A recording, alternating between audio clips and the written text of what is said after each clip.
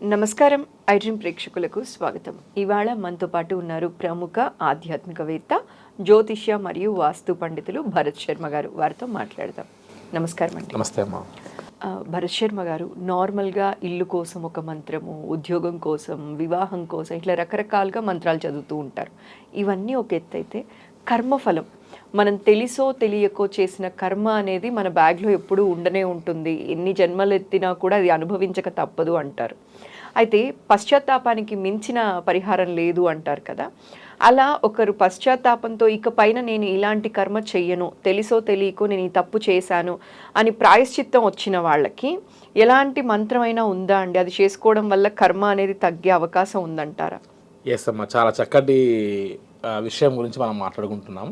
సహజంగా విన్నట్టుగా మనకు తెలియకుండా జరిగినటువంటి తప్పుకి మనం తిరిగి ఏ రూపంలో మనం వాటికి ప్రాయశ్చిత్తాన్ని చేసుకోగలము అని అంటే కేవలం పశ్చాత్తాపం వల్లే.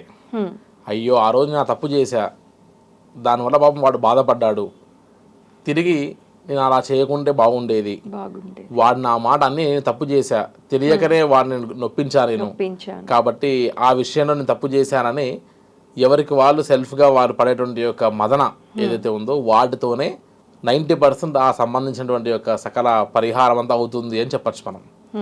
దాంతోపాటు మనం రుద్రం గమనిస్తే ఒకసారి రుద్రాభిషేకం చేసేటప్పుడు కానీ, రుద్ర పారాయణం చేసేటప్పుడు కానీ, ఈ నమ్మక చమకాలు చదివేటప్పుడు మన రావణ బ్రహ్మ ఈశ్వరుడు యొక్క తపస్సు చేస్తూ ఆయన్ని బోలాశంకరుడు కాబట్టి ఆయన పొగుడుతూ పొగుడుతూ పొగుడుతూ పొగుడుతూ ఓం నమో భగవతే రుద్రాయ అని అంటూ మనం ఏదైతే మొదలు పెడుతున్నామో, అయ్యా ఈశ్వరుడా నువ్వు రుద్రుడివి, నీకు నమస్కరిస్తున్నా, నేనే కాదు ముక్కోడి దేవతవి మనం నమస్కరించాల్సిందే, ఎందుకంటే మీకు ఆ గొప్ప శక్తి ఉంది అని ఆయన్ని ఒక రకంగా పొగుడుతూ దాన్ని ఇంకోరికి ఇంకోరికి ఇంకోరికి అందరినీ కలుపుతూ అసలు ఈశ్వరుడే ఆనందపడి అయ్యా రావణ బ్రహ్మ నువ్వు నా ఇంటి పురోహితుడిగా ఉండు అని అడిగేటువంటి స్థాయికి వచ్చాడట ఆయన.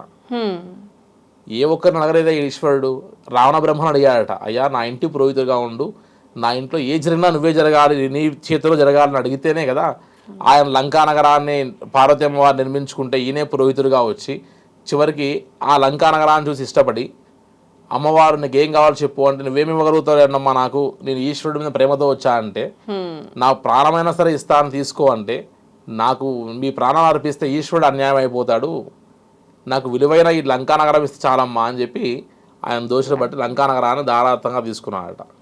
అంటే అంత విశేషమైనటువంటి యొక్క అంశము ఆ రుద్రంలో ఉంది అని చెప్తున్నానమ్మా.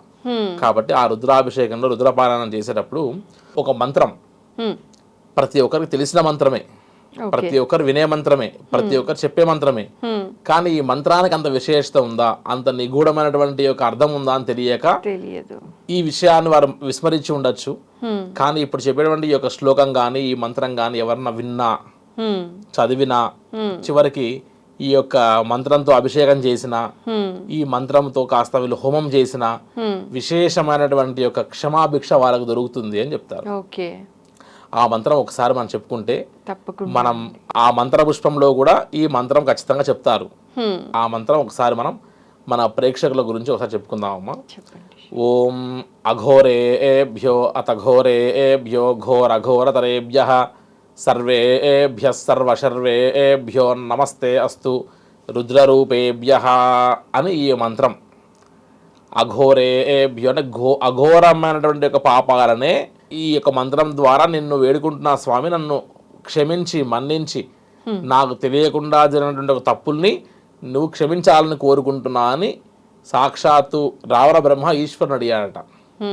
మనం అభిషేకం చేసేటప్పుడు ఆ మంత్రంతో కూడా నీళ్ళు పోస్తాం మనం.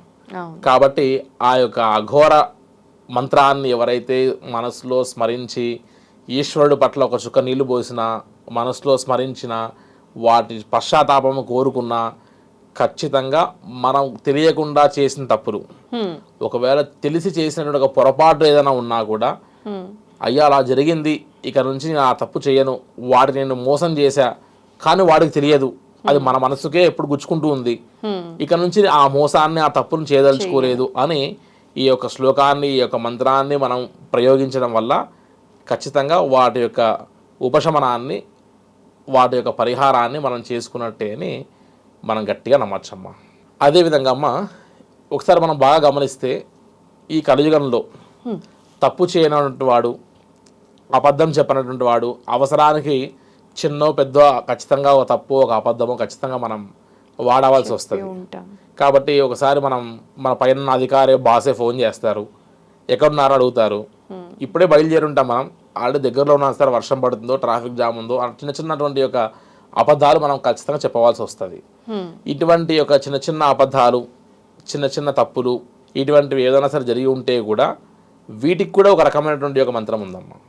మనం బాగా గమనిస్తే ఎస్ అంటే చిన్న చిన్నవి, అవి భూతదంలో పెట్టి చూడాల్సినటువంటివి కాదు, దానివల్ల ఒకరికి నష్టం లేదు అలా అని చెప్పి ఇంకొకరికి మనం హాని కలిగించట్లేదు.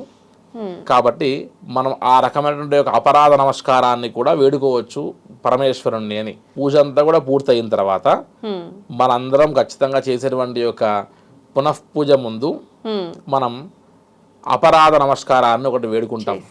అపరాధ సహస్రాన్ని క్రియంతే అహర్నిశం మయా దాసోహం ఇతి మాం మత్వ క్షమస్వ పరమేశ్వర జనార్దన అని వేడుకుంటాం మనం. కాబట్టి ప్రతిరోజు పూజ చేసేటప్పుడు అందరూ ఈ ప్రదక్షిణ చేసేటప్పుడు చెప్తారు, యాని కానిచ పాపాని జన్మాంతర కృతాని చ తాని తాని ప్రణశ్యంతి అని ఈ మంత్రాన్ని అందరూ చెప్పుకుంటారు. దాంతోపాటు అవి పాపాలు పోగొట్టే ఒక మంత్రం అని చెప్తున్నాం. అంటే అర్థం ఏంటి, మనం పాపం చేసి తప్పు చేసి ఇవి చెప్పుకుంటే పరిహారం ఉంటుందని చెప్పట్లేదు. అపరాధంగా తెలియకుండా మన జ్ఞానానికి సంబంధం లేకుండా మనం వెళ్తూ ఉన్నాం, ఏదో క్రిమికీటకాలు తొక్కుతున్నాం, తెలియకనే జరిగేటువంటి యొక్క విధానాన్ని ఏవైనా ఉంటే మన నాలెడ్జ్ లేకుండా జరిగినటువంటి విషయాలకి మాత్రమే మనం ఆ యొక్క అపరాధ నమస్కారాన్ని వేడుకుంటున్నామని చెప్తున్నాం. కాబట్టి మనం తెలియకుండా చెప్పేటువంటి చిన్న చిన్న విషయాలకి సూక్ష్మమైనటువంటి ఒక దోషాలు ఏవైనా ఉంటే ఆ సూక్ష్మమైనటువంటి ఒక దోషాలకి నివృత్తి కోసం మనం ఈ యొక్క అపరాధ నమస్కారాన్ని కూడా వేడుకుంటూ ఉన్నాం. అదేవిధంగా మనం ఆ పూజ అంతా పూర్తయిన తర్వాత వేడుకుంటున్న ఈ అపరాధ నమస్కారం తర్వాత మనం భగవంతుని ప్రార్థిస్తాం ఒక మాట, ఏమని, మనకు ఆస్తులు ఇవ్వండి అంతస్తులు ఇవ్వండి అని కాకుండా ఏవైతే మనం సంపాదించుకోలేమో, ఏవైతే మన చేతిలో ఉండవో అవి మాత్రమే భగవంతుని మనం కోరుకోవాలట. కాబట్టి చివర్లో స్వస్తి శ్రద్ధాం మేధాం ప్రజ్ఞాం యశః విద్యాం బుద్ధిం శ్రియం బలం ఆయుష్యం ఆరోగ్యం తేజః దేహిమే పరమేశ్వర అని వేడుకుంటాం. అంటే ఇప్పుడు చెప్పిన ఒక విద్య కానీ యశస్సు కానీ తేజస్సు కానీ జ్ఞానం కానీ ఇవేవి కూడా కొన్ని కోట్ల రూపాయలు గుమ్మరిస్తే కూడా మనకు దొరకవు. ఇది కేవలం భగవంతుడు ప్రసాదిస్తే మాత్రమే దొరికేటువంటివి. కాబట్టి ఇక్కడ కూర్చొని మనం ఒక విషయం గురించి చర్చించుకుంటున్నామని అంటే ఆ జ్ఞానం మనకు ఎవడిచ్చి ఉండాలి? ఒక ₹1,00,00,000 ఇస్తే ఈ జ్ఞానం కొనుక్కోవచ్చు అంటే ఎన్నో కోట్లు పెట్టి కొనుక్కోవచ్చు. కానీ కేవలం పరమేశ్వరుడు ఇస్తే మాత్రమే మనకు దొరికినటువంటి జ్ఞానాన్ని మనం చెప్పగలుగుతున్నాం ఎదుటి వాళ్ళకి అంటే ఖచ్చితంగా అది పైవాడు పెట్టిన భిక్ష తప్ప మనం సొంతంగా కొనుక్కున్నటువంటిది కాదు అని చెప్పచ్చు. కాబట్టి ఈ అపరాధ నమస్కారాన్ని కానీ ఈ అఘోర మంత్రాన్ని కానీ ఎవరైనా సరే అనునిత్యం స్మరిస్తూ వారి ఈ జీవితంలో సాధ్యమైనంత వరకు మనం తప్పులు అదేవిధంగా ఇటువంటి యొక్క అఘోరమైనటువంటి ఒక పాపాలని మనం చేయకుండా ఉండడానికి కూడా ఈ యొక్క మంత్రం మనకు ఉపయోగపడుతుంది అని చెప్పచ్చమ్మా. చాలా సవివరంగా తెలియచేశారండి. ఈ మంత్రం మేము మామూలుగా కొన్నిసార్లు విన్నప్పటికీ కూడా ఇంత విలువైనది, ఇంత విశిష్టత కలిగింది అన్న విషయం చాలా వరకు తెలియదండి. ఆ విషయం ఇవాళ అర్థమయ్యేలా మా ప్రేక్షకులకు తెలియచేసినందుకు మరోసారి ప్రత్యేక ధన్యవాదాలండి. నమస్కారం. నమస్తే.